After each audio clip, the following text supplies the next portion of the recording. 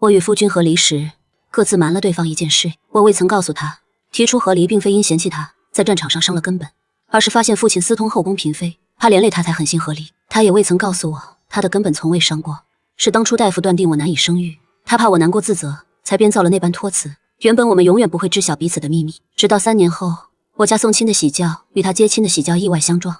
那时他已官拜大理寺卿，要迎娶的是阳城尊贵无比的郡主，而我终因父亲之事受牵连，为保全家族，不得不嫁给战死沙场的薛小将军，行一场冥婚之礼。我俩四目相对，顾燕之那双黑眸冷冷淡淡，从我身上扫过去，没搭理我，只管骑着马从我身边过去。雪沫子扑了我一脸，呛得我眼泪都出来了。他身后跟着的喜嬷嬷笑着替我回话：咱们顾大人要去迎的是上阳城的扶桑郡主，小姐，你这是要嫁到哪儿去啊？怎么不见新郎来接？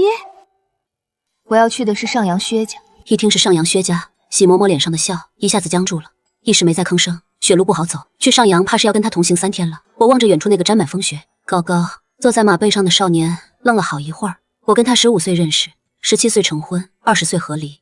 3年前我拿着一纸和离书让顾燕之签字，那场面还跟昨天似的。他受了伤的手攥着被我摔碎的定情玉佩，血水混着雨珠子一块往下淌。他死死拽着我的手，急得不行。非和离不可吗？双灵，是我哪里做的不够好，还是你想要的我没给你？你只管说，哪怕是要我的命我都给，只求你别跟我和离。豆大的雨点子砸在我伞面上，头顶上雷声轰隆隆的，我喉咙里涌上一股腥甜，硬是憋成了一声冷笑。顾燕之，我要荣华，要富贵，你拿什么给？你一个武将，现在在战场上伤了根，也再拿不起刀剑，一个废人，能给我什么？是我当初在他最狼狈、最需要我的时候跟他和离的。他忍着疼签了放弃书，还把我嫁妆全还了。他只说了一句：愿陆小姐他日能重觅如意郎君。后来他重新参加科考，一路高升，当上了大理寺卿。而我阿爹呢，因为忤逆圣意被判全族流放，还是因为陆家跟薛家已经定下的婚事，家里的女眷才幸免于难。我收回思绪，雪粒子噼里啪啦砸在车轿上。丫鬟秋兰看了看路面，指着前面不远的上云客栈：小姐，天黑了，路更难走，今晚咱们只能在这儿歇了。我点点头。顾燕之也在这儿落脚，店家忙着招呼，给我们上了一壶热酒暖身子。顾家那喜嬷嬷忽然过来：小姐，您要嫁的上阳东城薛郎可是姬妾成群，我听说前阵子他那正妻刚打死一个。多谢嬷嬷提醒，我会小心的。顾燕之放下酒杯，神情带着轻蔑：陆双灵，薛景怀那个登徒浪子你也嫁，自甘为妾？你图他什么？他顿了顿，眼里也没藏住鄙夷。图他夜夜笙歌，棉花素有。当初嫁他时，我跟他说过，要娶我，就只能有我一个妻子。我咽下已经到了嘴边的强颜欢笑。顾大人确实文采斐然，可我的确是个俗人。秋兰扯了扯我袖子，小声说：小姐，你怎么不说？你要嫁的不是上阳东城薛家，是西城薛家。西城薛家就是那个刚死了的薛小将军，我要嫁的就是他。我跟他没有拜天地、洞房花烛，只有封官合葬，婚事待成。看我沉默，秋兰急得声音都破了。小姐都到这个地步了，还要让大人误会吗？为什么不跟大人解释清楚3年前你跟他和离的原因？说什么？说我发现阿爹私通后宫嫔妃，说一旦被告发就是株连9族的大罪，说我怕连累他才跟他和离。他对我来说是天上的月亮，我怎么舍得弄脏那月光？3年前就没打算坦白，现在都要各自进去了，再去坦白还有意义吗？我该怎么说？又从哪儿说起？正胡思乱想着，顾燕之扔下2块碎银子，起身要走。就在这时，客栈的门被一个衣衫褴褛的老乞丐撞开了，呼啸的血片子像细刀子，刮得人脸疼。老乞丐捧着个破碗，黑黝黝的脸上全是风霜。他拦住顾燕之去路：大人，赏我碗粥吧，我不白吃您的，就要1碗粥钱，让我今夜在这儿避避风雪。我上知婚姻劫难，下晓疾病寿辰，大人算一卦吧。顾燕之脸色阴沉，他从来不信鬼神之说。喜嬷嬷是个有眼力的，递了碗粥笑道：我家大人不信这个，这碗粥你拿去吧，只需你说句吉利话，祝我家大人跟扶桑郡主新婚大吉。可大人跟郡主命中并无姻缘啊。好你个糊涂的老乞丐，我家大人跟郡主情投意合，马场出狱就共立生死。郡主心爱的琉璃杯、明珠首饰，大人没有不备的，郡主更是亲手给大人绣靴子、绣荷包，2日后就是他们婚期，怎么会命中无婚约？我没想去听，可鼻子却酸了。跟顾燕之成婚3年，他还是个不解风情的武将，从没送过我珠钗首饰。我每次拿花本子点他，他也只会笨拙地把库房钥匙给我。夫人想要什么，自己去买便是。可现在呢，他待郡主竟这么体贴入微，时间真是个好东西，让不解风情的人变得温柔起来。我垂下眼，招呼秋兰回客房，却被那老乞丐拦住了去路。小姐，不如让老朽给您算一卦，只要1张饼就成。2年后，小姐可得1儿1女，龙凤呈祥。掌柜的，出来管管事，把这满口胡话的老乞丐赶走。算了，他就是个可怜人，想讨口饭吃。他是为了活命才编这些荒唐话。他不知道我要嫁的是个死人，不可能有孩子。没有人愿意撒谎，只是事到临头，迫不得已。顾燕之冷着脸转身走了，一枚雪玉平安扣从他腰间掉下来，我呼吸一下子停住了。我给他求的平安扣，他还留着，那平安扣上还刻着我的名字。我不自觉捡起来，追了顾燕之2步。顾燕之，你的东西掉了！顾燕之身形顿了一下，衣袍翻卷，像风里的芦苇那样轻轻一颤。他冷漠的声音跟着无情的风刺进我耳朵里：无用之物，扔了便是。说完，他挺直脊背，决然走进了长廊。我捧着雪玉僵在原地，连风都看不下去了吧？帮着顾燕之嘲笑我迟来的深情，我愣在那儿，盯着那道消失在长廊里的背影，胸口堵得一句话都说不出来，压下满腔难过。我刚回到房间桌前坐下，就猛地吐出一口黑血，溅到那玉质平安扣上。小姐，我去请大夫。我虚弱的抬起手，脸上血色全退了。没必要。上轿前，阿娘给我喝的送行酒里下了慢性毒药，她怕我临阵脱逃，私自跑掉。如果死已成定局，我就再没有逃的理由了。第2天我继续启程时，顾燕之已经走了。马车上，秋兰给我备好了暖手炉，她推开窗户往外看，感叹道：小姐，这冰霜路好走了许多。顾燕之先走了，雪地里有被压过的车轮印，咱们沿着走就好。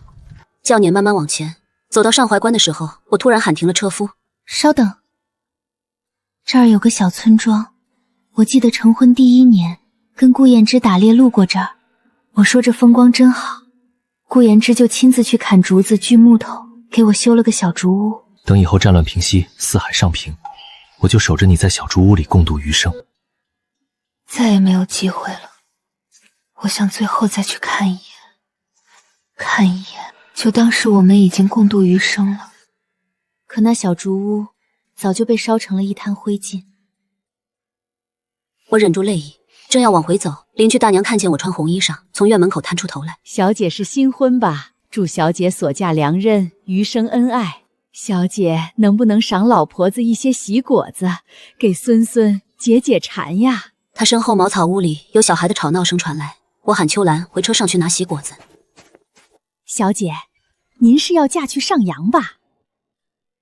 这上东城最近喜事可多了，最值得一说的是，那大理寺卿顾大人总算得偿所愿，迎娶扶桑郡主。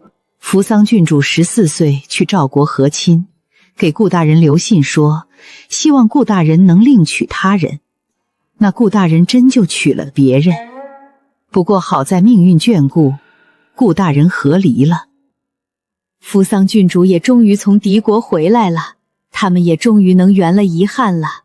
您和您的郎君也一定会白头到老的。我愣在原地，冰雪落在我额头上，让我心里生出一股凉意。所以，顾燕之娶我，只是为了圆扶桑公主的一桩心愿。所以哪怕我在她最难过的时候离开，她也只说了一句：愿你再寻得如意郎君。原来是因为她不在乎。不在乎好啊，这不就是我想要的吗？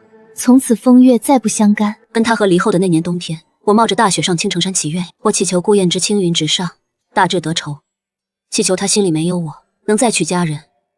如今件件都如愿了，我该开心才是。真好啊，祝他们百岁不相离，结发为恢宏。我得继续启程了。马车刚走出几十里，马夫就惊慌地禀告：小姐，前方山崩了，一时半会儿怕是不能通行。风雪越来越大，前面顾燕之的侍卫们正在清理碎石，只能又停下来歇着。秋兰扶我进了附近一个山洞避寒取暖。进了洞口，就看见阴暗潮湿的山洞里已经生了火。顾燕之就坐在火堆旁，喜嬷嬷热络地招呼我一起歇息，然后领着秋兰出去抱柴火。柴火噼里啪啦地烧着，只剩下我和顾燕之。我隔着跳动的火焰，借着火光看向对面的顾燕之，她微微闭着眼，一身红衣。我们成婚时正赶上国丧，不能大操大拜，只能穿着寻常衣服拜了天地。就算成了婚，那晚顾燕之跟我喝了何小酒，就跟我保证，以后一定要让我穿上凤冠霞帚，她红妆十里，替我补上婚嫁之意。从那天起，我就在盼着，等我们穿上婚嫁礼服会是什么样。我心里涌起一阵悲凉。如今再穿嫁衣，却是各自婚娶，再不相干。我隔着蹿高的火焰，就这样静静的失神看着。顾燕之乌黑的眸子平静的朝我看过来，眼神里带着明显的厌恶。我赶紧别开眼。陆双灵，薛家并无喜好，也并无纳妾之意。山洞狭小，安静的只能听见急促的喘息声，冷汗浸湿了后背，我的心跳从胸腔里用力往外撞。他都知道了。给薛景还那个浪荡子做外室，是你自愿还是家人定下的？他竟以为我是给薛景行做外室，外室可是比妾还要低等的。也难怪他这么想，阿爹出事的时候，他上门来问过的。你是不是怕拖累我才跟我和离？他在雨里站了整夜，说如果阿爹有冤屈，他替我伸。他把房契地契交给我，说他会努力科考入仕，替我撑起陆家门楣。可那时我怎么说的？我说替我撑起陆家门楣。顾燕之，你一无权势，二无根基，往后更是无能。你倒是说说要替我怎么撑。我还说，你若真想再娶我，那就认回顾相这个父亲，给我荣华富贵，我还能忍着恶心跟你这个废人在一起。顾相是他发誓断绝关系的父亲，更是为了扶正外室逼死他母亲的仇人。我捡最伤人的话说，把他伤了个彻底。我收回思绪，低下眼，强扯出一抹苦笑。我若不愿，没人能让我低头。我是心甘情愿的。薛景恒虽然浪荡多情，但家财万贯，对外事更是愿花千金哄着。我就是欣赏他这性情做派，跟我一样。顾燕之厌恶的眼神直直扎过来，尖锐的我不敢抬头去看他。他冷笑一声，讥嘲淡淡从唇角溢出来。我攥紧手心，任他冷漠的像冰一样刺得我千疮百孔。就在这时，秋兰拿着婚书进来，慌慌张张打破了这沉寂。小姐，婚书都被风雪弄湿了。她走得太急，被碎尸一半，整个人砰的一下栽在顾燕之面前，怀里的婚书唰的散开，摊在地上。顾燕之低头，目光落在那纸养书上，今有薛家郎君与诏为国捐躯，哀其魂故。陆家女双灵自愿与君结下松诉。秋兰手快，赶紧把婚书捡起来，爬起来。我的呼吸都变轻了。突然又想起顾燕之有夜盲症，在暗处就看不清东西。婚书，陆小姐不是要嫁进薛家为妾吗？正妻才会有婚书呢。是秋兰的婚书，秋兰的婚书。我替她在上阳前看了人家，替秋兰相看人家是真的。我死后就放她自由。可顾燕之直接转过身去，让我面上极力维持的平静又显得可笑极了。风雪下个不停，丫鬟婢子们熬了一天，这夜终于撑不住了，我却一点睡意都没有。洞外风雪声渐弱，洞内柴火噼里啪啦，我浑身有点发烫，想吹点凉风散散热气。走到洞口，发现顾燕之已经在洞壁旁，有些怅然失神，拿着酒壶仰头往喉咙里灌酒。我赶紧往后退，想回山洞，却不小心踩到枯树枝，惹得顾燕之回了头。我一眼就看见了他脖颈上那道狰狞的疤痕，记忆翻涌而来。那一年祖母生辰，他陪我回府庆贺，祖母给姐妹们准备了锦织布匹，我去的最早，却是最后一个被允许挑的，捡的都是别人剩下的。几天后，我寝房桌上就放了一件华贵的云锦罗裙，我感动得掉眼泪，感动我这个不解风情的郎君，懂我未曾说出口的难过。很久以后，我才从他同僚口中知道，那云锦罗裙是马球比赛的彩头，他脖子上那道疤就是那次打马球落下的。顾燕之的声音把我从回忆里拽了出来。陆双灵，以后别再有意出现在我眼前了，就当我们从未相识。各自珍重，江湖路远。话说完，他不等我回应，就转身走了，走向更远的山洞外，去看碎石清理的进度。我的难过来得后知后觉，我就这样静静地站着看着。看着顾燕之越走越远的背影，听着雪山上只有呜咽的风声。我这一辈子一直在顺从，唯一一次违逆父母，就是嫁给他为妻。那3年，好像一场不真切的幸福幻梦。他曾对我那样好过，我当然不会让他失望。顾燕之这一走，就再没回山洞。第二天天刚蒙蒙亮，路就通了。侍卫替顾燕之牵来骏马，他披上大森，翻身上马，快马加鞭，即刻启程，命令格外铿锵。顾燕之迫不及待地扬长而去。我抬眸往远处看，一袭红衣在青灰色的天幕里渐渐隐去。他走了，我们也该启程了。我的送嫁队伍直到天完全黑透才赶到上阳城城门口。我本就故意拖延，好跟顾燕之的迎亲队伍错开行程，没想到还是又碰上了。顾燕之的随从们还在清点内数不清的聘礼，一箱箱璀璨珠宝像流水一样摆了至少1里长。秋兰看得眼红，难受的直哽咽。小姐，从前大人娶您的时候，聘礼礼单一张纸都写不满，如今娶郡主却这么奢华。我却淡然如水。他摒弃家族身份，弃武从文，官拜大理寺卿，是越过了重重艰难的。如今的风光无双，是他应得的。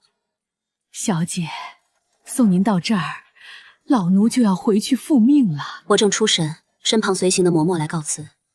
送嫁本该有亲眷送，可阿娘说晦气，就只差了她贴身的嬷嬷来送。小姐，夫人交代过了，您嫁进薛家，薛夫人一定会问您还有什么遗愿。届时请您渴求薛家在圣上面前多为陆家美言几句，得到薛家照拂，陆家未出嫁的女儿才能求得美满婚事。听他说完，我只问了一句：阿娘可还叮嘱别的？嬷嬷摇摇头，说再无他话。我的呼吸变得有些沉重，我就要死了。可我的阿娘竟连一句愿我一路走好，来生康健的话都没有。小姐，您身为长女，这些是您该承受的。因为是大女儿，就该受苛责冷淡，就连顾燕之也跟着我受尽屈辱。嫡长女就该为了家族利益牺牲，跟薛小将军冥婚。大雪纷纷扬扬落着，我眼里氤氲起雾气，淡淡应了一声：知道了。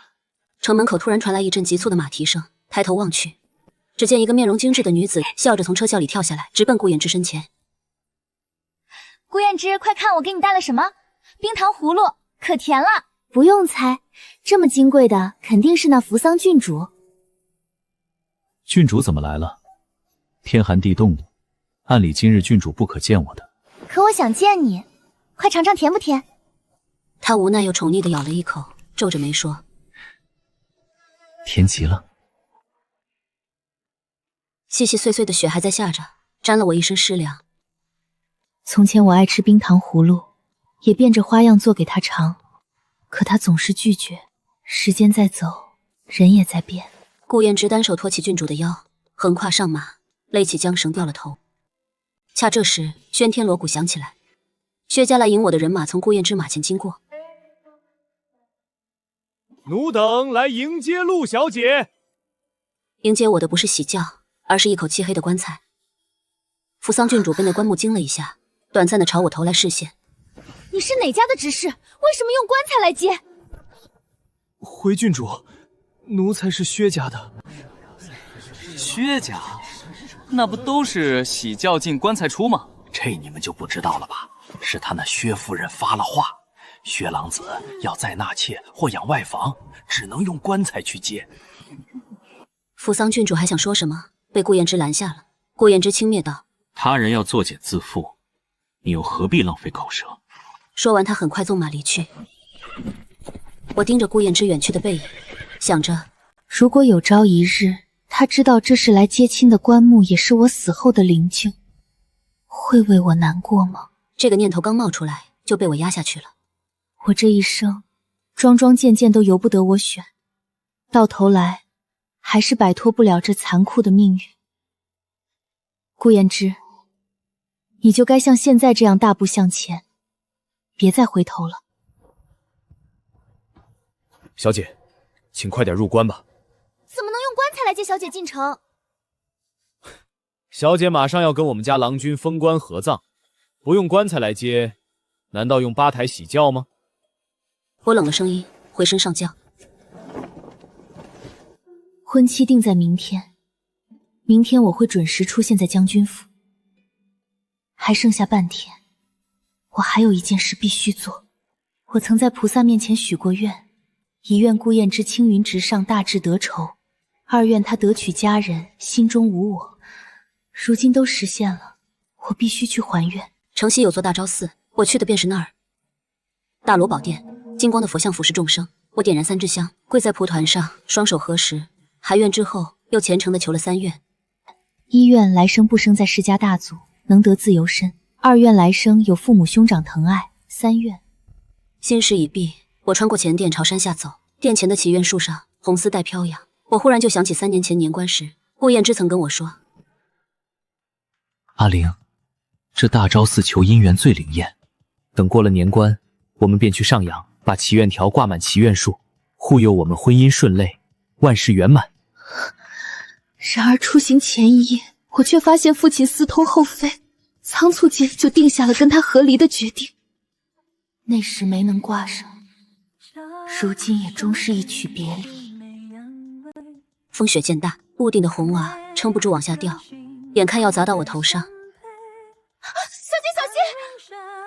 心！秋兰惊呼声中，一道红色身影徒手接住，替我挡了一下。他的手掌霎时被割开一道狰狞血口，是顾燕之。我道谢的话还没说出口，他径自侧身从我身边经过，侧脸冷然：“陆双灵，你来祈愿什么？祈愿荣华富贵，还是祈愿你跟那浪荡子姻缘顺遂？”我没忍住，尖锐的反问：“那顾大人又是来求什么？来求健壮如初，子嗣连绵吗？”他果然刷地青了脸色，到了嘴边的反驳又生生咽了下去。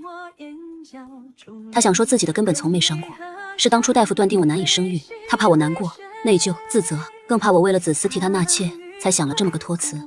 当初没说的，现在再说也多余。我硬撑着，看他冷厉的背影走远，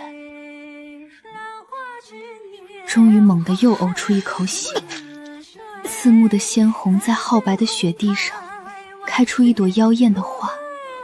雪还在纷纷扬扬地下着飘着，总有一天雪会停，春日也会来临。方才佛庙前我求的第3愿是，愿倾尽我来世3生烟火，换他此生子嗣昌隆。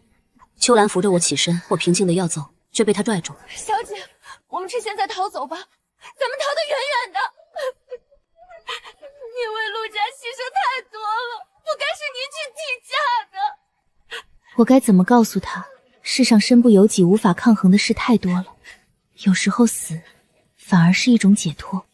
我笑着用帕子替他拂去发间的雪，擦了他脸上的泪。秋兰，你想喝茶吗？以往每到冬日，秋兰总会给我烹茉莉花茶。她说茉莉花茶最清甜，喝了热茶，寒冷的冬天好像也没那么难过了。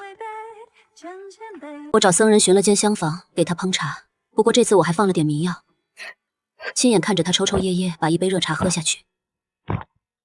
等他醒来，一切都结束了。人归于尘土，都会过去的。我把他的放级文书、定好的婚期，还有封后嫁妆的契书，全都塞进了他袖子里。我迎着风雪启程。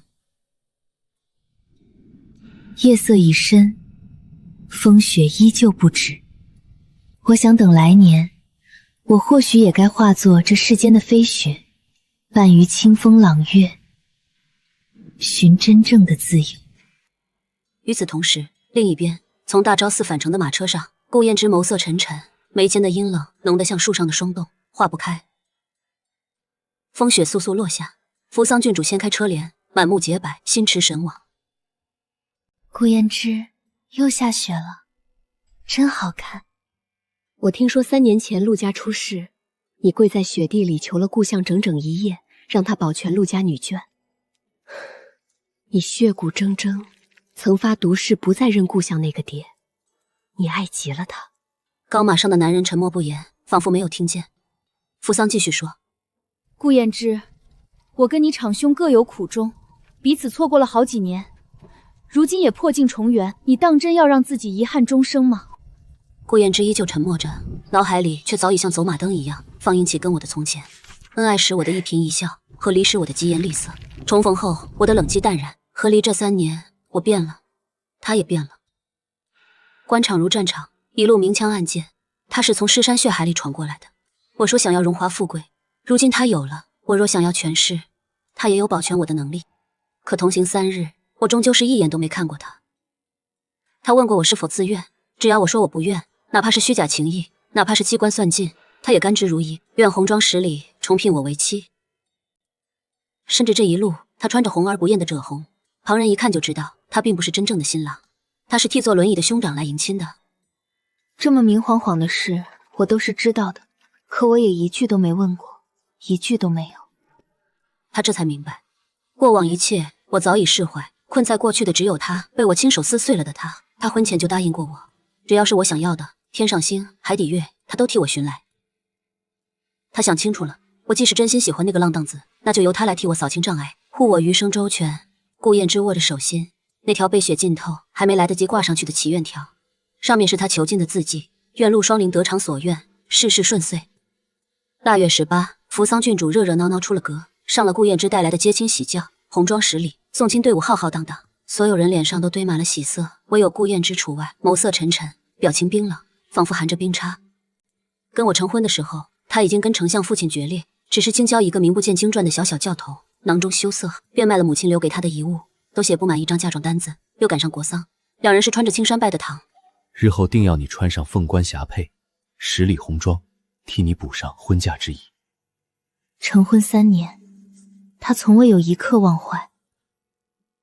然而就在昨日，他那般视若珍宝的人，却被人用漆黑的棺木接亲。他就那么爱他吗？受这种屈辱，竟然也自愿忍受。遇刺的勒马黄江让他攥遍了形，想不通理还乱，索性从思绪里果断抽身。正要回神，忽然看见巷口一口黑棺缓缓而出。骇人的是，棺身上绑着红色绸带，还贴着大红喜字。晦气2个字直冲顾燕之脑门。他一家马夫加鞭上前，来到发丧队伍前，可一腔怒气又在看到薛小将军的牌位后消了个干净。他跟薛君清曾一起在战场上浴血，1个月前他战死身故，令人唏嘘。薛小军10日前便已身亡，怎么今日才停灵发丧？回大人，我家将军7日前就发了丧，今日发丧的是他的夫人陆氏。顾燕之疑惑更浓。大人您没记错，我家小将军生前的确并未娶妻，正因如此，我家老夫人她终生未能成家就早早离世，便为他缔结了一门幽契。棺内躺的便是昨日才殉葬的夫人，说来还跟您是同乡呢。顾燕之心头突然涌上一阵说不清的慌乱。同乡？是啊，大人，贵人多忘事。3日前我去迎亲，我家夫人的喜轿还跟您接亲的喜轿撞上了呢。家丁说着，脸上笑意又淡了些。天可怜见，扶桑郡主是嫁良人，而我家陆夫人却是饮了毒来赴黄泉，剧毒断肠散，也不知道她怎么挨过来的。唉，她跟您同行而来，您一路没见她有什么异样吗？再抬眸就看见顾燕之脸色霎时阴郁。你家陆夫人姓甚名谁？我家殉葬的夫人是京城前太傅的庶长女，姓陆，名双灵。只一瞬，顾燕之如遭雷击，连呼吸都止住了。正这时，秋兰踉踉跄跄不知从哪儿跑来，她被风雪打湿，身上满是脏污泥土。她看见我的灵柩，整个人满是悲痛，直接跪到灵柩前。小姐，为什么不让我送您最后一程？小姐，我不要嫁人，我不要金银，我只求能继续伺候您左右。小姐。顾燕之大脑一片空白，不敢相信。怎么会是他？秋兰看着灵柩里的人，痛得说不出话，任由泪珠滚落。顾燕之胸腔像被针密密麻麻扎过，疼得几乎没法喘息。身旁有围观百姓在议论：这薛小将军生前忠烈，薛老夫人怜他殒命后未曾婚配，听说陆家送来婚配的不是曾定下婚约的幼女，好像是有过婚嫁的长女。顾燕之怔住了。薛家婚约，薛家跟陆家幼女有过婚约，可笑他竟然觉得薛小将军战死沙场，这婚约就该作废了。所以我要嫁的不是那个浪荡子薛景怀，而是要嫁给刚战死沙场的薛小将军。他盯着那漆黑棺木，目眦尽裂，喉咙里堵得一句话也说不出来。他踉踉跄跄，不顾众人劝阻，一剑劈开了棺木。他不信，不亲眼见到尸骸，他是不信的。然而棺盖劈成2半，棺木里我穿着红色嫁衣，妆容精致，唯有面色惨白，安静的就好像只是睡着了。顾大人，我家小姐已经死了，求你让她安息吧。听到动静的薛老夫人匆匆赶来，见是顾燕之，沉冷的面色有些微微抽动。薛家原本要的是陆家幼女，直到人送过来才发现是已经和离过的陆家长女，可事已成定局，他们也只能将错就错。而今见顾燕之这般悲痛，才知道虽已和离，他心中亦有我。顾大人，我们该启程了，莫要错过吉时啊！顾燕之冷声吩咐心腹刘明，把郡主送回上京城。大人，您不同我们一起回上京吗？陆小姐已经再嫁他夫，嫁给薛小将军了。是他贪慕荣华，是他在您最狼狈时抛下您。这等不仁不义的女子，您又何必为她伤怀？顾燕之满眸悲痛，声音沙哑至极。启程。扶桑郡主见此场面，心里说不上来的难过，可他知道自己无法插手，也不能插手。秋兰听着这话，胸腔蓦地涌上一阵悲凉。她为我难过，我生前受尽苦楚，死后又被顾燕之劈开棺木，被他的心腹恶言重伤，她替我不平。若非小姐当初执意跟顾大人和离，你家的郎婿当真能如此平步青云，官拜大理寺称吗？如今您要娶扶桑郡主，也请您不要扰了我家小姐的清静。一字一字砸来，好像要把他的整颗心都撕开。他不顾百姓们的目光，只一步一步向前，把那个面容平静的女子从棺木里抱了起来。他记得他许诺过我的，日后会允我凤冠霞帔10里红妆，补上婚嫁之意。如今他来践诺了。顾大人，明家了这件事是小姐生前决定的，是薛家请旨才护下了陆家女眷。小姐说这个恩情她必须去还，她不能违背她生前的遗愿。然而下一秒，就听顾燕之冷声：“他是为了报恩才明嫁。”顾燕之冷眼看着站在不远处的薛老夫人，一步一步朝他走过去。薛老夫人，谢恩让双灵明嫁，薛家跟陆家是什么恩情？薛老夫人气血上涌，话都说不出来。她将门之家见过太多生死，可如今顾燕之那样冷漠又绝望的眸子，却是她第一次见。大人，陆小姐体内有2种毒，一种是刚服下不久的鹤顶红，体内还有一种慢性毒药，应该服下去有些时日了。顾燕之随行的大夫看过我后，回禀顾燕之。马车上，顾燕之看着怀里的我，她初次见我是在上元灯节，我戴着面具猜灯谜，无数才子聚集，竟被我夺了魁首。她对我心生兴趣，追上前，却见我摘下面具，提着花灯和身旁的婢女笑说：“秋兰，这花灯我可给你迎来了，花灯节的事你可要保密。”上京城的风雪有些盛大，那一刻她却怔住了，风雪好像吹乱了她的心。我要嫁她时，陆家不知道顾燕之的身份，于是百般阻拦。可我只问了她一句话：“顾燕之，你待我可是真心？你日后只能有我一个妻子，你能否做到？”吾对汝之心，天地为证，日月可见。只有这一句，我就忤逆了父母，决然嫁给了他。自那时起，顾燕之便想，这么好的夫人，是他用命也要护住的。陆家出事时，是他第一次跟故乡服软，他恨了故乡整整10年。自从生母身死，他就跟故乡断绝了父子关系，一人进了军营。他恨不能将故乡错过，杨辉拆骨入土。可他还是服软了。他想，他的傲骨，他的自尊，他什么都可以不要，只要陆双灵好好活着。和离3年，他不是没想过要去找我。他想，哪怕我憎恶他，厌恶他，只要能护我周全就足够。可顾相只冷冷丢下一句话：“今日我能保全陆家女眷，来日我定也能将他们挫骨扬灰。你既已跟陆双营和离，便不要再跟陆家扯上任何关系。”他的生父是个杀自己糟糠妻子都不眨眼的人，他是真的害怕了。他想，只有拥有足够的能力，才能护住我。于是他靠自己的努力往上爬，而今终于有了跟生父抗衡的能力。他知道我和离3年仍未嫁，于是他备好了红妆10里，也备好了凤冠霞躯。他想，无论昔日我因什么缘由跟他和离，总归要荣华富贵，他给我；要权势要风光，他也能给我。嫌弃他是废人，那他便跟我解释过往缘由。他已寻得大夫能治我的不孕之症。他想等他替兄长迎完亲，就把一切告诉我。然而车轿相撞，他看见我穿着嫁衣坐在轿子里，我要成婚了。那一刻，巨大的悲伤朝他涌来。得知我要嫁的是薛景怀后，他又气得不行。这样的男人怎么能配得上他的双灵啊？他将我抱在怀里，紧紧贴着我的额头。他呆了很久，都没能说出话来。他想骂我自作主张，也想质问我。陆双灵，你要我扶摇直上，大智得酬。那么你呢，陆双灵？那你呢？你就该去死吗？顾燕之一寸一寸抚着我的脸，喉间哽咽。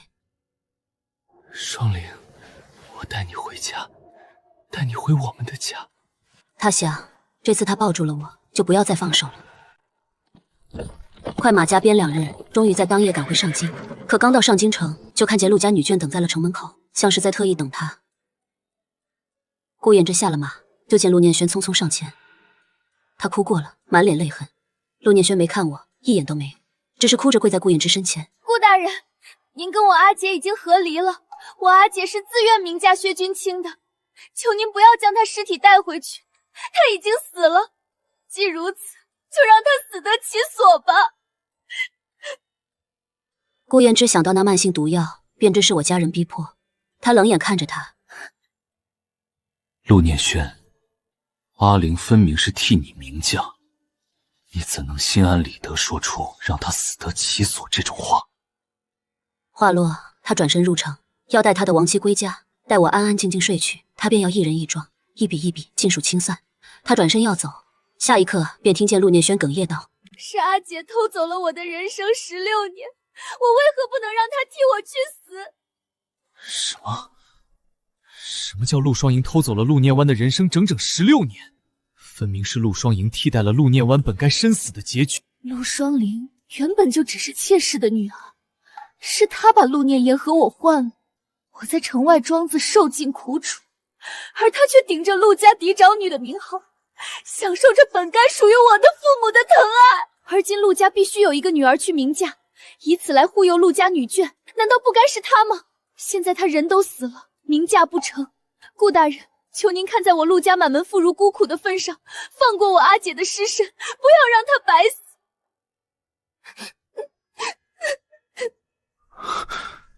原来是这样，难怪双姨本是陆家嫡长女，到头来竟被废嫡为庶，就连府里的丫鬟也敢肆意欺负她。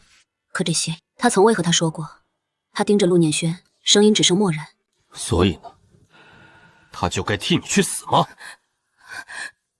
说真的，我倒替薛小将军不值，他竟爱上你这般女子。他初识薛君清，便知薛君清心仪陆念轩，为了他甚至抗旨拒婚，而被他拒婚的是当今圣上最宠的小公主，因此皇上便把薛君清发配到了边疆。薛小将军，你这本当真值吗？若你娶了公主，便不必奔赴沙场，不必再过着今朝不知明日事的光景。你能复兴已经颓败的家族，能位极人臣。顾大人，若你有心悦的女子，你会计较得失吗？薛君清为陆念轩做的不止这些，他会因为陆念轩随口说的想要边疆的波浪鼓，便策马千里，日夜兼程，只为讨他片刻欢心。得知陆家出事，为保全陆家女眷，他立刻就与陆家定下婚约。薛老将军本是不允的，他长跪府中挨了上百遍，纵使受尽家法，亦初心不改。薛君清这3年一直在拼命的在战场上屡立战功，为的便是能独立门户，不必让陆念轩受家母苛责。到最后一刻，留下的书信也只是婚约已废，愿念轩再觅佳婿。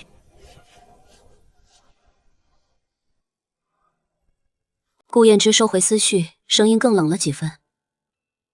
陆小姐，如果我是薛君清，我或许也后悔那年在大昭寺前与你相识。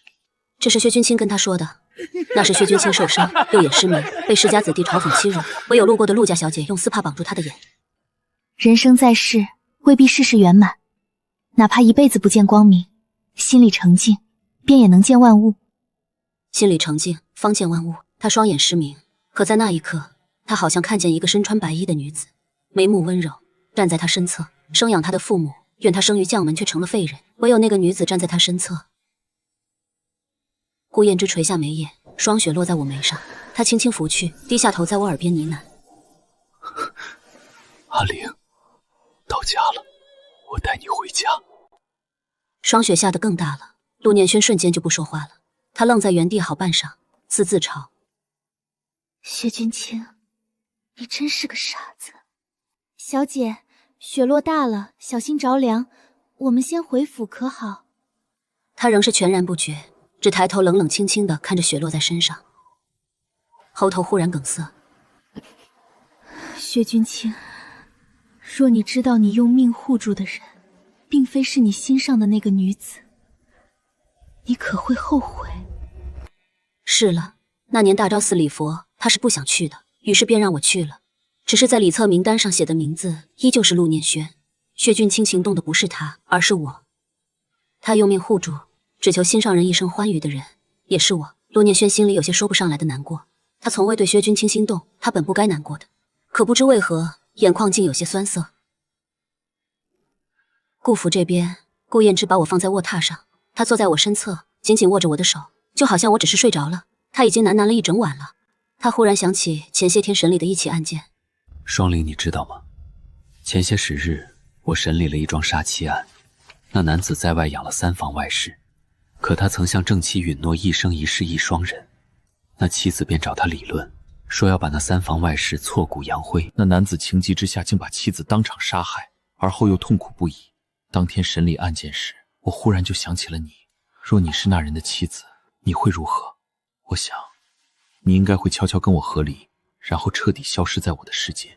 阿玲，怎么办？我真的永远失去你了。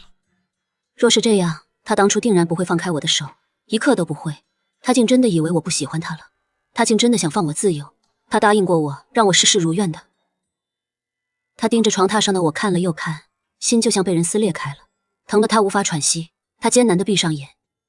阿玲，你要我怎么忘了你？眼睛一闭就是我的模样，是他每年寿辰，我亲自在厨房忙碌，给他做长寿糕，为他备下长寿面的模样。是我看到那个小竹屋时，惊喜地扑到他怀里，说等以后我住进这竹屋，就要种花养菜，那双期待的眸子满是星光的模样。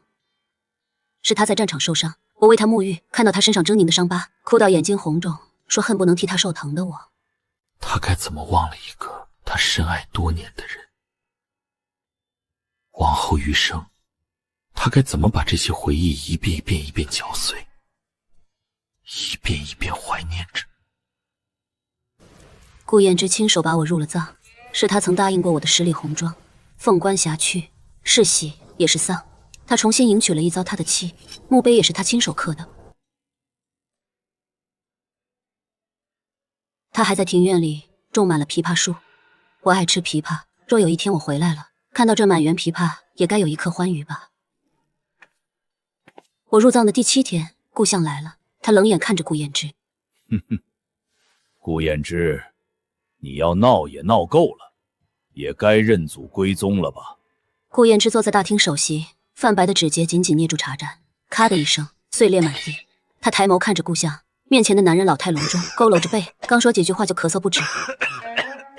顾相莫不是说笑？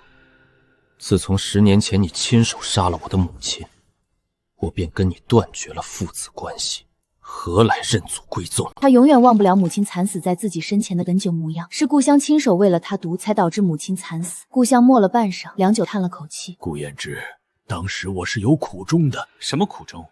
是因那外室捏着你的真实身份，你本是逆臣之子，若这身份被发现，你怕丞相身份不保，所以才只能听由那外室摆布，杀了我娘，把那外室扶正。现在你又下了慢性毒药，让那外室带着秘密入了棺材，又想将我认祖归宗。顾相，你这如意算盘也未免打得太好了些。顾相的面色渐渐冷沉下来，这些都是隐秘，早被那外室带到了棺材里，他以为无人能知晓的，却还是被自己的亲儿子查出来了。顾相是逆臣之子没错，但他是以寒门身份寒窗苦读，一路爬上丞相之位的。顾家门楣不该就此断送。难道他要因为自己的真实身份，就让顾家整整70多口人平白丢了性命吗？70多条性命于1条性命之间，他选无可选。亲手送自己的糟糠妻上路，他亦痛不能言。可若是顾燕之，他又该如何选？顾相这些年给那外室下了许多不孕的药，因此他只有2个儿子，长子却因在马场受伤，双腿残疾，无法担起顾家门楣。他对得起顾家满门，唯一辜负愧疚的只有他的糟糠妻。可偏偏顾燕之面容与那糟糠妻有7、8成像，他便只能将那些愧疚弥补在他身上。顾相不是不知道顾燕之放不下我，只是他实在不愿让顾燕之去趟那浑水。陆家的事绝不是私通后宫嫔妃那么简单，稍有不慎，顾燕之都会丢了性命，甚至顾府满门都可能被牵连。他不能眼睁睁看着顾燕之送死。顾相如今身体已经垂危，他必须把顾家托付给他，只能让他认祖归宗。可顾燕之仍是不愿。顾相原是想用陆家，女眷逼迫的，毕竟是我生前宁愿用性命相护的。可看到他这般悲伤的模样，他忽然想通了，他不能让他的母亲为顾家满门而死，此刻又让他唯一的血脉为顾家满门做违背心意的事。他沉沉叹息一声，终是转身离去。顾相刚走，顾燕之的心腹刘明前来复密。顾大人，薛家提出要冥婚的2人已经中毒身亡，如今便只剩陆家那些提议让夫人替婚的人了，要属下动手吗？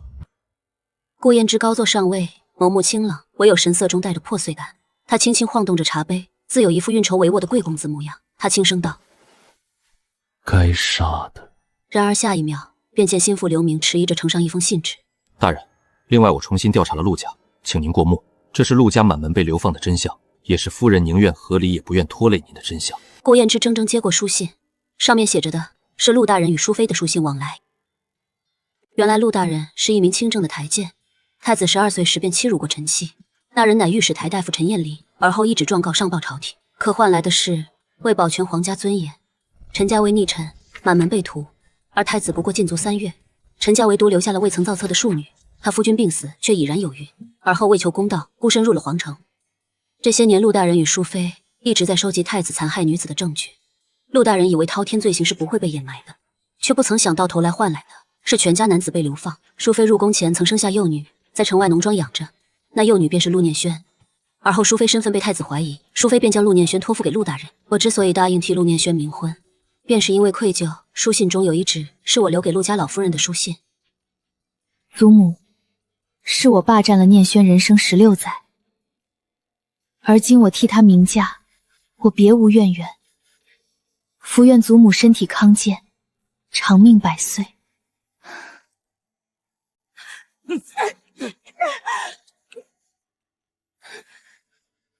陆念轩在农庄过得并不好，受尽欺辱，食不果腹。而那些，我以为那原本该是我自己承受的，所以我日复一日自责，所以我才会想要替陆念帆去死。是那么好的陆双灵啊！如果早调查到这些，如果他能再仔细些，如果他能发现这些异样，是不是双灵就不会死了？顾燕之拿着证据，只身去了陆家。陆家正厅是陆老夫人来迎接的，她拄着拐杖，脸上尽是疲惫，还带着对顾燕之的埋怨。顾大人欺我陆家无男子，堂而皇师带走我家女眷尸身，如今来陆家有何贵干？顾燕之把收集到的证据让刘明呈上去，然后冷着声音说：若陆老夫人得知陆双莹才是正统长女，不知今日您可否会为从前的种种感到难过？顾燕之在来之前就已经调查得知，我体内的慢性毒药是陆夫人所下。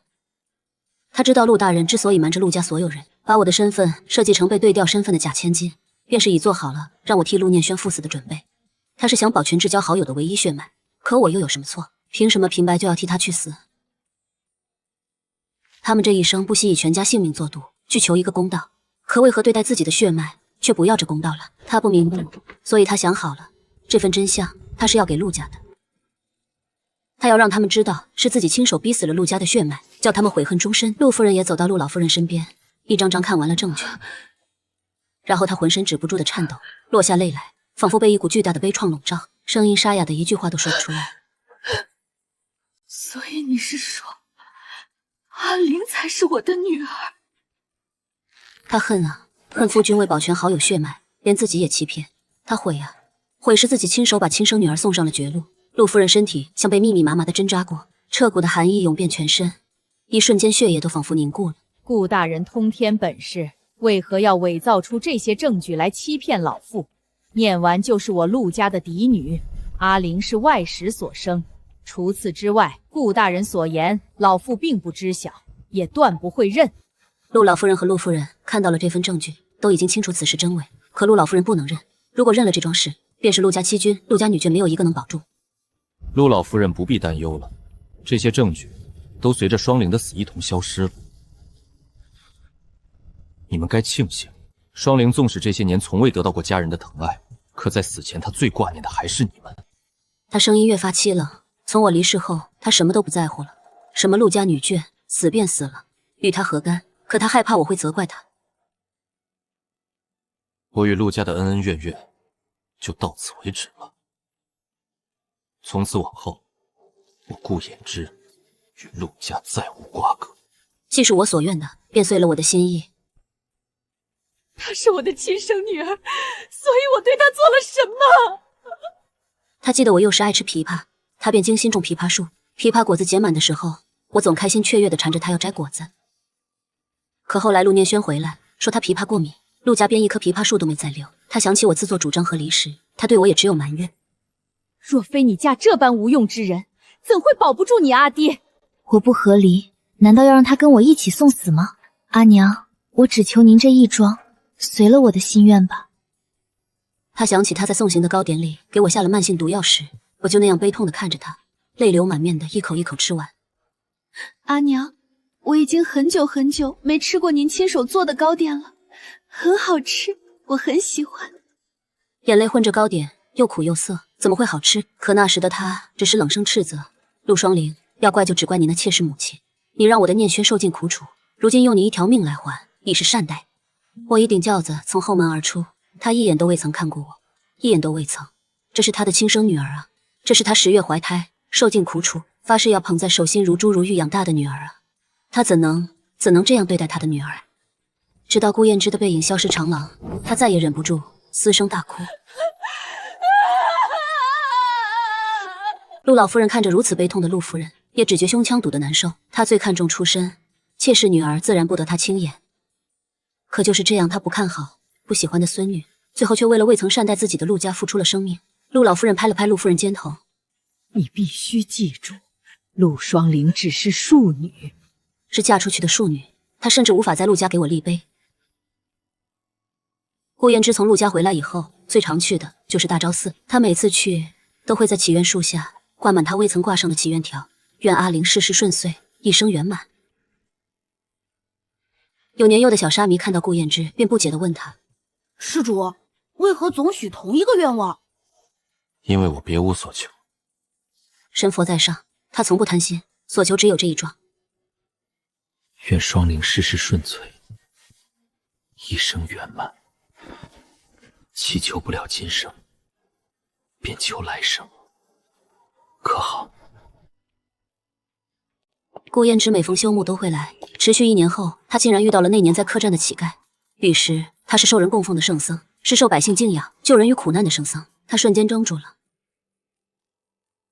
各寺的高僧齐聚于此，礼佛求拜。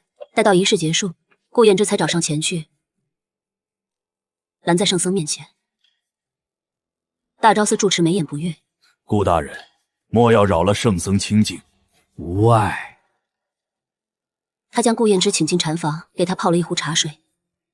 “有何想问的，便问吧。”顾燕之没喝茶，只定定看着那圣僧。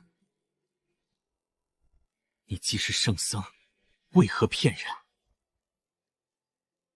客栈前，你说双灵会生下龙凤胎。可他死了。”圣僧淡淡看着他，很平静地让他喝茶。万事皆有缘法，也皆有轮回。贫僧所说的是前生，亦或是来世？施主又怎知今生所遇之人无关前尘？圣僧所言，顾燕之全然不解。他饮下热茶，正欲追问，圣僧却全然不见了。他问了大昭寺的住持，住持说圣僧回雪山了。他派人调查了这圣僧，且说他有断生死、窥探未来之能。圣僧所言他不解，亦想求得来生与我再相逢。青龙雪山10001层台阶，须得一叩一拜，才能求得一见圣僧。于是他去了。赤裸双足，身高7尺的他，虔诚之至，一叩一拜。冰霜雪冻之下，他晕过去3次，双脚全是冻疮，仍一步步往上。徒而废的信徒见了他，纷纷感叹：这男子究竟所求为何？竟不顾生死，也要求见圣僧。这般男儿，世上罕见。若世间真有神佛，他愿用余生寿命换我重活一遭。悲天悯人的圣僧啊，他只此一愿，纵要他从此生死昏消，亦无怨。行至青龙雪山峰顶，只见皑皑白雾中，一座寺庙若隐若现。求上来的人皆称圣僧是假，未曾见过寺庙。唯有顾燕之一叩一拜，行至寺庙，推门而入，周遭人纷纷讶异，那男子怎行至那白雾处便不见了身影？顾燕之推开寺庙大门，只见圣僧凝着他，长叹一息：你所求无法遂愿，且看你如此执念，本座便让你窥一窥你的前尘。佛香袅袅，顾燕之从未有一刻这般平静。他好像做了一场梦，梦里是朝阳18年，他是大昭太子，而我是大昭公主，两人并非生于一母，感情却极其要好。那时大昭正逢战乱，顾燕之作为太子，常常要领兵亲征，于是我便日复一日等在城楼上。我最常说的一句话便是：兄长几时归？婢女一遍一遍告诉我：公主，战乱不休，太子恐难以回朝。等到捷报回来了，公主便能等到太子了。我最常做的一件事，便是替顾燕之祈福。等他大胜归来，我的兄长顾燕之战无不胜，所有的人都认定他不会输，唯有我时常担忧，夜夜梦魇。世人只关心顾燕之打了什么胜仗，唯有我是看见过他身上狰狞伤疤的，是害怕失去，才越发担忧。战场上的是我的亲人，也是我在乎的人。朝阳18年冬，陛下为我寻了一些才俊，说我到年纪了，也该出嫁了。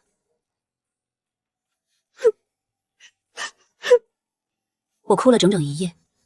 太子是你兄长，你总不好天天缠着你兄长。才学盎然的崔家嫡子，清风傲骨的文臣，出自寒门的状元郎，却唯独没有武将。为何不曾有武将？战场无眼，我只愿阿玲此生得以如意郎君。可我一眼都未曾看。今日陛下寻的郎君，个个都是容貌家世鼎鼎好的，为何公主一眼都没瞧？我躺在床榻上，侧过身去，我没有回答他。在这世上的男子只有2种，兄长和旁人。等年关时，捷报抵达京城，我便开心雀跃。兄长没骗人，他每逢出征，便会为我寻些讣文来摘抄。上次是上林赋，这次是子虚赋。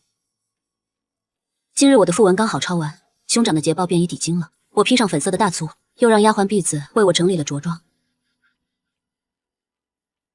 这便是我们大昭的战神，无数京都贵女的梦中情男。可惜啊，可惜，圣上已经为他指婚了。千娇万贵的丞相嫡女，两人真是相配。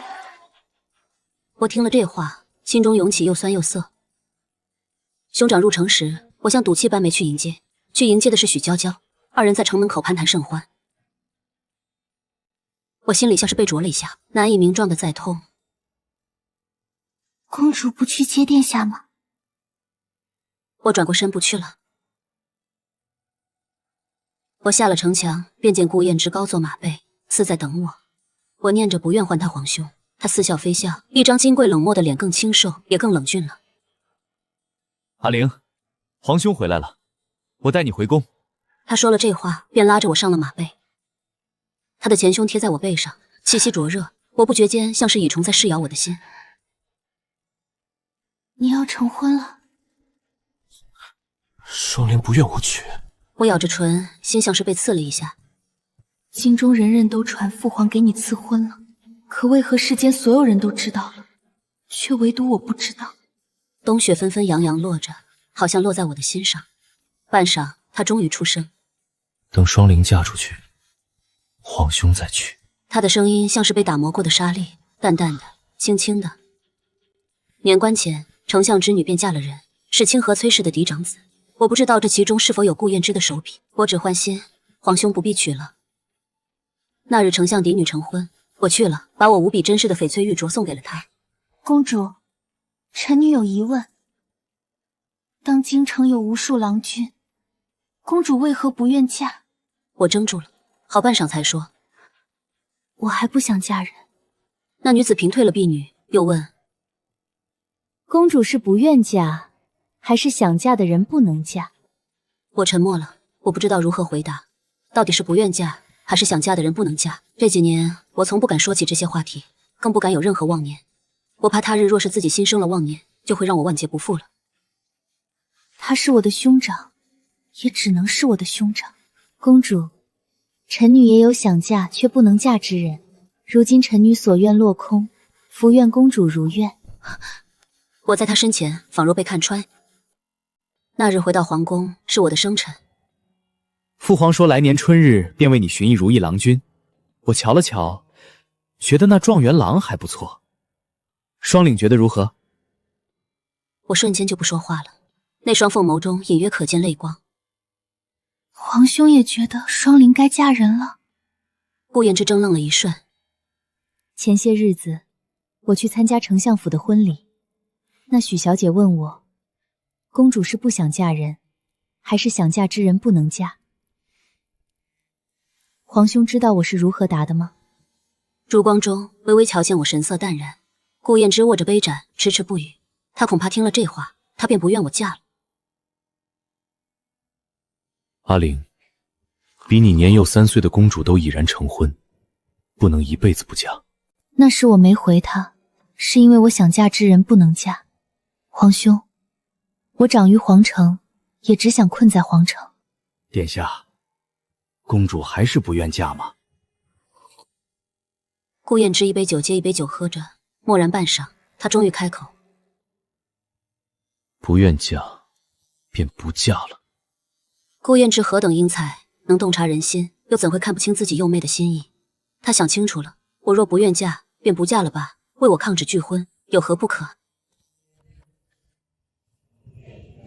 殿下可知，今日过后的风雪会越来越盛大。顾燕之想，他这一生忽悠了万万民众，而今他也想护住自己的幼妹，让我事事顺遂。那日向来功效的太子抗了2道旨，一旨是替幼妹抗的赐婚旨意，一旨是替自己抗的，也是赐婚旨意。陛下大怒，也因此无数言官上谏，恐太子与公主兄妹有染，乃皇家耻辱。朝堂中言辞愈发激烈，而后边关大捷，顾燕之匆匆带兵赶回。他出征前只对我说了一句：“阿玲，不必等皇兄了。”临行那夜，赵贵妃带酒与我畅饮。赵贵妃是我的生母，亦是皇后的手帕交。酒意正浓时，赵贵妃放下酒杯，指着顾燕之策马离去的方向：“阿玲，母妃常常在想，是不是母妃错了？”我12岁那年，第一次洞察到自己对皇兄的心意时，茶饭不思。我一直觉得自己是觊觎兄长的女子，我怎能觊觎自己的兄长？赵贵妃得知，便和我说了顾燕之的真实身份。大昭开国那年，皇后曾被敌军掳走，而后怀上了敌军首领的孩子。顾燕之是皇后与敌军的孩子。那时我便知晓，我跟顾燕之绝无可能了。若她身份被世人知晓，她不再会是大昭千尊万贵的殿下，她会被钉在耻辱柱上。她的身份是一道催命符，所以我不能说。赵贵妃最后是哭着跟我说的：“母妃知道，你想嫁的人不能嫁，可如今你为了你的皇兄必须要嫁。若你不嫁，他便一生不会娶。”陛下绝无可能会把大昭交到不婚娶的皇子手中，而手握重兵的皇子若不做皇位，下场如何，你该知晓。母妃的意思是，我若不嫁，就会害死兄长。那日我哭了一夜， 12岁那年，我也哭了一夜。我宁愿困在皇城，也不愿再嫁他人了。可此刻我才知道，世事并非能得圆满。纵使我已然做好玉碎准备，却还是有不想为，却必须为之事。我嫁给了状元郎，我还是日日抄着皇兄让我抄的离私赋。我想，等离私赋抄完，皇兄的捷报便也该传回城了。昭阳19年，离私赋抄了整整12遍。皇后忤逆圣意，幽居乾安宫。昭阳20年，离私赋抄了101遍，兄长还是没能回来。那年冬日，状元郎终是叹息，握着我的手跟我说：“公主，不必再抄了，殿下他不会再回来了。”我抬头静静看着他，比想象中要平静许多。是不会回来了，还是不能回来了？状元郎沉默了，我了然点头，连夜入了宫。赵贵妃得知我已知晓，连连叹息：“阿娘早知，便不阻你了。”原来是他抗旨后，他的身份便被皇后身旁的婢女举报，为的只是出宫机会。那婢女不知，皇后之所以留他在宫中，便是早有提拔他做女官之意。那一战不是出征，是他该走的断头路。我悲痛的一句话都说不出来。皇兄是如何死的？在水牢49日，受尽鞭刑，凌迟而死。我痛不能言，捂着胸口，只觉得同样的痛我也在承受。阿玲，对不起，对不起。若早知如此，吾妃便不该阻你的。殿外的风雪更大了，我这一步一步迈向风雪中。离私赋是王夫写给妻子的信，这是皇兄给我的回应，已然足够。我一步一步来到了大昭寺，在这殿中，我求了无数次。我用余生寿命求来生，求来生能与顾砚之有夫妻情分。昭阳22年，我生下一儿一女，龙凤呈祥，所有人都以为我走出来了，可我却舍了幼子，孤身去了大昭寺，以余生寿命祈求来生能与皇兄有夫妻情分。纵只是3年，我也认了。我日日跪在神像前祈求。朝阳23年，我跪在神像前，心脉尽断而死。顾砚之从梦中醒来时，大汗淋漓，他心痛得不能喘息。这3年夫妻情分，竟是我用前生寿命所求。醒来时，圣僧坐在桌前饮着茶，顾砚之长跪在地。圣僧，我愿此生不入轮回，求你再让我见阿玲一面。尘缘已了，已然了却。这3年夫妻情分是他所求，亦是神佛怜悯。而今一切已止，你们不会再有来生缘分，又何必苦苦哀求？圣僧，我只想再见阿玲一面，哪怕是让我永生不入轮回。既以后生生世世不能与我相逢，那他又何必再踏入那轮回？前尘已止，一切已然结束。圣僧没说，前生我便知一世缘分止于此，是我永不入轮回，想求来这3年缘分。轮回已无我，那座寺庙又成虚无。他一人孤寂地站在圣雪中，他回望，就好像能看见长跪风雪中的那道纤细单薄的身影。若来生不能再相逢，他便只能祈愿来生我能觅得如意郎君，与我岁岁安乐。他所求，竟是如此。他隐约见到风雪中有一朵昙花盛开，最终又归于虚无。风轻轻浮动，昙花花瓣落在他墨发间，不觉间，有些记忆在慢慢抽离。等思绪回笼时，顾砚之已然忘记了我，忘记了成婚那3年，更忘记了前朝今生。身旁所有的人都闭口不提我之事。同年晚春，陛下赐婚他与户部尚书之女，他遵旨了。对他而言，好像娶谁都一样。陛下赐婚，你我都无法抗拒。我知你对我毫无感情，我对你亦是如此。我只愿与你夫妻和睦，旁的我不奢求。顾砚之应答了，比起娶一个所求颇多的女子，不如袅袅。他会待她好，但也只是待她好。成婚后第2年，兄长疾病去世，阿嫂跟着殉情，故乡在次年的3月也病逝。自此，他无一亲人在世。他屡破奇案，他说他这一生是为天下再无不公。他在府衙通宵达旦，袅袅便备好吃食，一切都好像归于了平静。只有顾燕之总是在拼命地想：我是不是忘记了一段记忆？大人说笑了，比起让他想起那段痛苦的回忆，不如从此忘了干净。你嫁给顾大人已有2年，为何这肚子迟迟不见动静？袅袅抿唇不语。他跟顾燕之还未有过夫妻之实，这肚子如何才能见动静？唯有有了子嗣，才算在顾府立住脚跟。朝堂动荡，东宫之位岌岌可危。唯有顾燕之相府唯一血脉，而相爷是陛下生死好友，也因此无论那把火如何烧，都不会烧到顾燕之身上。这便是袅袅嫁顾燕之的原因。袅袅那夜回去便备下晚膳，难得喝了些扶桑酒。他不过喝了些酒，脸上便有了些红晕。夫人今日可是有何喜事？袅袅羞红一张脸，只觉难以启齿，却还是鼓起勇气，命婢女吹了烛火，点了香薰，然后又卸了珠钗。夫君，你我成婚已有2年，也该有何子嗣了。不愿做的事，又何必强求自己？顾大人，你以为我想如此吗？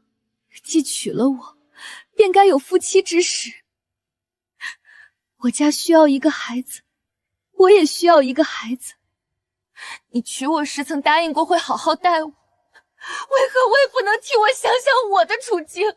他是知晓他与我的过往的，所以嫁他之时，他便未曾想过要得到他的心。他想，女子这一生都得仰靠夫君鼻息而活，男子便能3妻4妾，所以他想嫁给谁都一样，那不如嫁给能给家族带来庇护的男子，而顾燕之是他最好的选择。寝殿外忽然听见有婢女在喊：“枇杷树结果了，这枇杷树好像是大人亲手种的，等落了我们便尝尝，定然清甜。”顾燕之忽然愣住了，他没回应袅袅的话。枇杷树结果了？袅袅不解，顾燕之自顾自推开店门，走到庭院里。他看着满庭院的枇杷树，闻着枇杷果香，好像看见一个女子就站在树下，气鼓鼓地对他说：“顾燕之，我可不想吃有皮的枇杷果，你给我剥皮。”他什么都记起来了。袅袅整理了衣服，走到他面前，而后便听见他声音平静地说：“庭有枇杷树，吾妻死之年所手植也，今已亭亭如盖矣。枇杷结果了，你说他可还会回来？”袅袅怔住了，他知道他想起来了。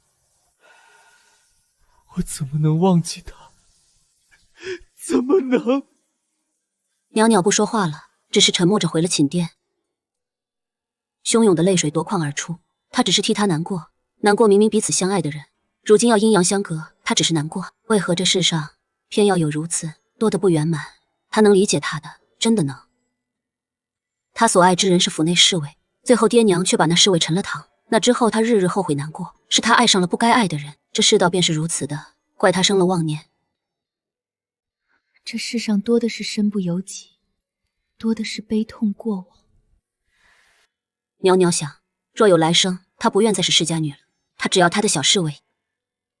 顾燕之连日入宫，她求了2道旨意，一道是她辞官，一道是为户部尚书求来国公之位，位列3公，往后朝堂纵有万般动荡，陛下定会权衡轻重。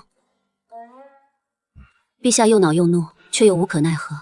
他不懂如此的青年才俊，为何偏偏为情所困，受缚于己？可他所求，他还是允了。而后顾燕之便去了亡妻墓前，他带着已然成熟的枇杷果，视若珍宝，捧至我墓前。双灵，枇杷结果了，我本想叫你来吃，却恍然发觉你不在了。你这一生所求，不过我青云直上，平安顺遂。可我所求，也只是你事事如愿。双灵，我若是没了你，这一切都没了意义。前生他在水牢受尽酷刑时，只觉遗憾，遗憾未能说出口的真心。而今他又觉遗憾，遗憾他从未厌弃过我，却偏偏让我生了误会。早知这一生夫妻情分是我强求来的，纵使我一刀一刀剜他的心，只要我愿意，他可以做那个地刀人。若与我再不能相见，他便也不愿再入这轮回了。秋风萧瑟，梧桐叶飘落满地。顾衍之死在亡妻墓前，坟墓前长了一株昙花，随风飘散。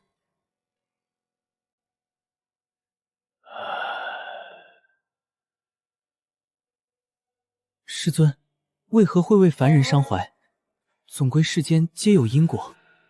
无关因果，只是痴情如此，最终却还是要遗憾错过。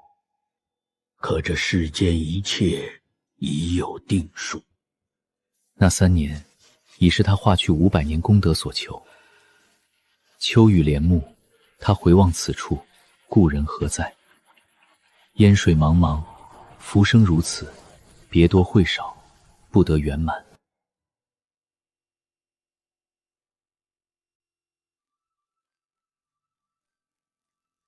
我对顾郎是一见倾心，他生了一副好样貌，我便为他情动。听闻他在白鹿书院，于是我便做了我一生中最逾矩的一件事。女扮男装，入了白鹿书院学习，与他同窗3年。他最爱的是引经策论，心中再无其他。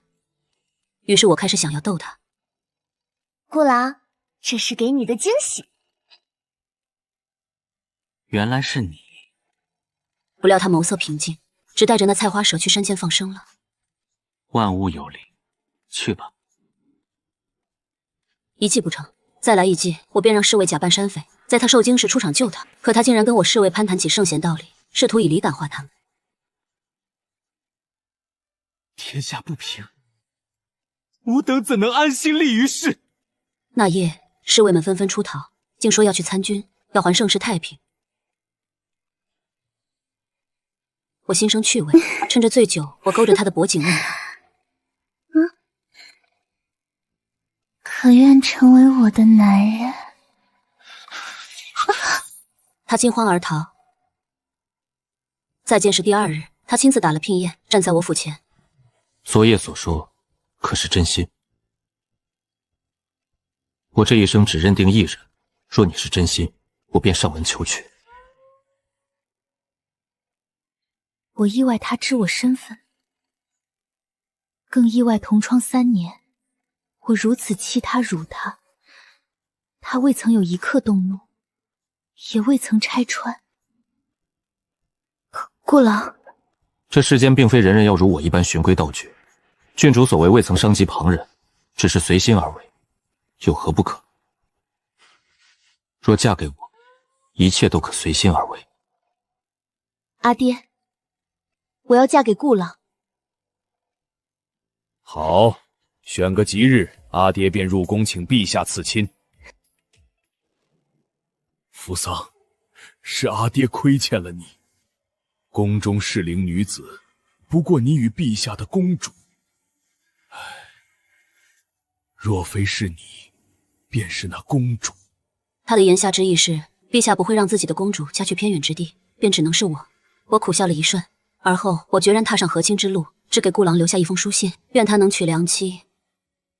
和亲5年，我受尽屈辱，也让我永远失去了做母亲的可能。他们把我送回来了，别无其他，只是羞辱。我是想过寻死的。我愿娶你，你可愿再嫁我一次？如今我已经是残破之身了，我配不上这么好的他。可次日不是书信，是真真切切出现在我面前的他。他坐在轮椅上。扶桑，别怕，我也早已是残破之身了，你莫要嫌弃我，好吗？我摸着他的脸，一寸一寸抚过。这些年他得知我的遭遇，却又无能为力，难过的心脉尽断。他是为我而残破的，我怎会嫌弃这样好的他？成婚后是我人生中最快乐的几年。我知道你此后不愿再嫁人，却也希望你能事事顺遂，健康长寿。我会在天上护佑你。我答应了他，要好好活着。可顾郎啊顾郎，我这一生事事顺遂，唯独在嫁你这件事上没能如愿。那些痛苦的回忆日日将我噬咬，我是断崖花，你是渗进崖壁的那一缕光亮，是你让我多活了这2年。没了光照，你让断崖花怎么活？枯萎着，煎熬着，等着花落吗？顾郎，只是活着，便不叫活着了。若有来生，我愿我如初见时鲜亮，愿与君逢，愿人生能有圆满时，更愿百岁安好，岁岁无忧。